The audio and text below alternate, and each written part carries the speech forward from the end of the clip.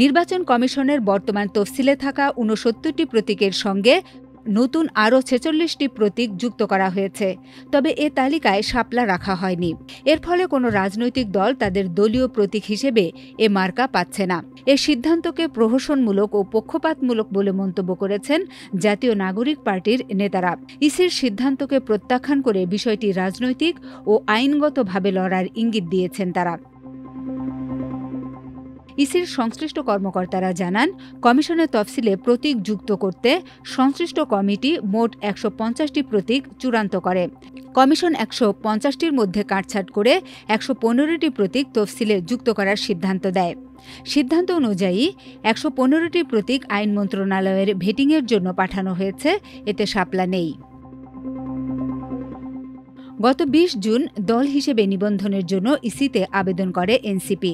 তারা প্রতীকে প্রথম পছন্দ হিসেবে শাপলা চেয়েছিল। আবেদনে পছন্দের প্রতীকের তালিকায় শাপলা ছাড়াও কলম ও মোবাইল ফোন রাখার কথা জানিয়েছিল দলটি। এ ৩ প্রতীকের মধ্যে নতুন তালিকায় শুধু মোবাইল ফোন স্থান পেয়েছে। এনসিপির নেতারা বলেছেন, নির্বাচন কমিশন যে সিদ্ধান্ত নিয়েছে সেটি সন্দেহজনক। কোনো পক্ষের ইন্ধনে এ সিদ্ধান্ত নিতে পারে তারা। এখনও তারা শাপলাকে দলীয় প্রতীক হিসেবে চান। এর জন্য যেসব করণীয় সেসব তারা করবেন। এছাড়া শাপলাকে বাদ দিতে যে কারণ দেখিয়েছে সে একই কারণে ধানের শীষও প্রতীক হতে পারবে না। প্রতীকের নতুন তালিকাটি আইন মন্ত্রণালয়ের ভেটিংয়ের জন্য পাঠিয়েছে ইসি। আইন মন্ত্রণালয় চাইলে এখান থেকে প্রতীক বাতিল বা নতুন প্রতীক অন্তর্ভুক্ত করতে ইসিকে সুপারিশ করতে পারে। সে সুযোগটিও নিতে পারে এনসিপি। গতকাল বৃহস্পতিবার বিকেলে দলের মুখ্য সংগঠক হাসনাত আবদুল্লাহ বলেন, নির্বাচন কমিশনের আচরণই সন্দেহজনক। সভা হয়েছে বুধবার, কিন্তু তারা বুধবার শাপলা না রাখার সিদ্ধান্ত নিয়েছে। আজ শুধু সেই সিদ্ধান্তকে তারা জানিয়ে দিয়েছে। আমরা মনে করছি এটি পরিকল্পিত এবং অন্য কোনো পক্ষের ইন্ধনে হয়েছে। ইসির এ সিদ্ধান্ত আমরা প্রত্যাখ্যান করছি। শাপলাকে প্রতীক হিসেবে আমরা চাইব। দলীয়ভাবে আলোচনা করে আমরা পরবর্তী সিদ্ধান্ত নেব।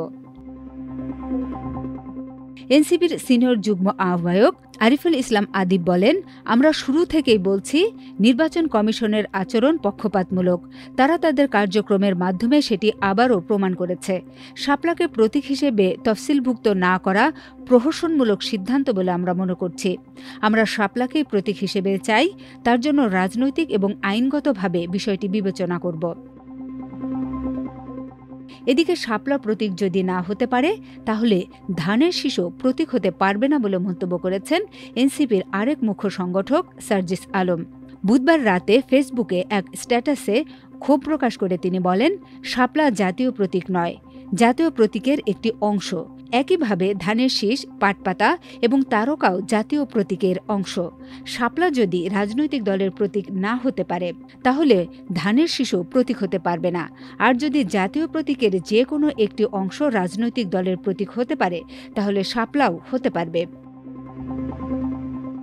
তিনি আরও বলেন, জাতীয় ফুল হিসেবে শাপলার প্রতীক হতে আইনগত বাধা নেই, কারণ জাতীয় ফল কাঁঠাল অলরেডি মার্কা হিসেবে আছে। আর যদি মার্কা দেখেই ভয় পান তাহলে সেটা আগে থেকেই বলেন। মাল্টিমিডিয়া ডেস্ক, আমার দেশ।